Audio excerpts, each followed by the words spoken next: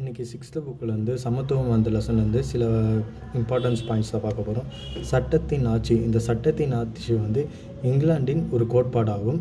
இங்கு சட்டத்தின் பார்வையில் அனைவரும் சமம், அது அனைவரும் சமமாக நடத்துகிறது. இதுதான் இந்தியாவில் ஃபாலோ பண்ணுறாங்க. ஸோ சட்டத்தின் ஆட்சி இங்கிலாந்தில் வந்த பாறை தான் நம்ம இந்தியாவிலையும் பின்பற்றுறாங்க. இது பிரிட்டிஷ் சட்ட வல்லுநர் ஏவி டெய்சி வாதித்தெடுத்தார். ஓகேவா. நெக்ஸ்ட்டு 1952ஆம் ஆண்டில் முதல் பொது தேர்தலில் இந்தியாவில் பெண்களுக்கு வாக்குரிமை அளிக்கப்பட்டது.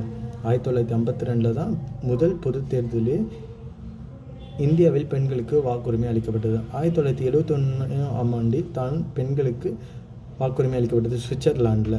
நெக்ஸ்ட்டு பார்த்தோம்னா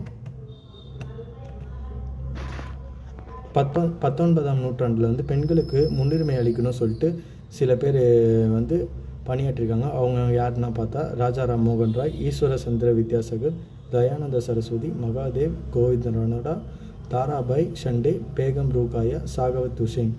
அதுக்கப்புறம் இந்த மனித மாண்புன்னு ஒன்று கொடுத்துருப்பாங்க. மனித மாண்புனா மாண்போட மீனிங் என்னென்னு பார்த்தோன்னா கௌரவமான, மேலான மற்றும் சிறந்த தகுதியாகும்.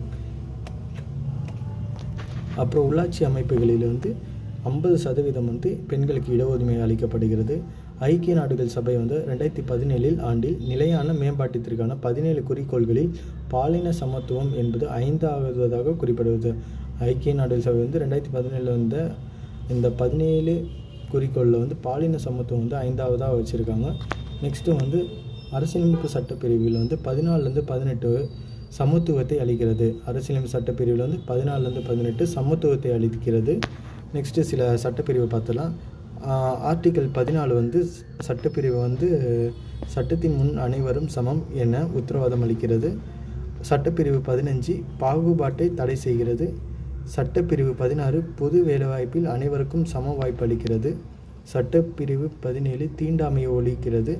சட்டப்பிரிவு 18 பட்டங்கள் அளித்து வேறுபடுத்துதலை தடை செய்கிறது. தேங்க்யூ. நெக்ஸ்ட் வீடியோவில் பார்க்கலாம்.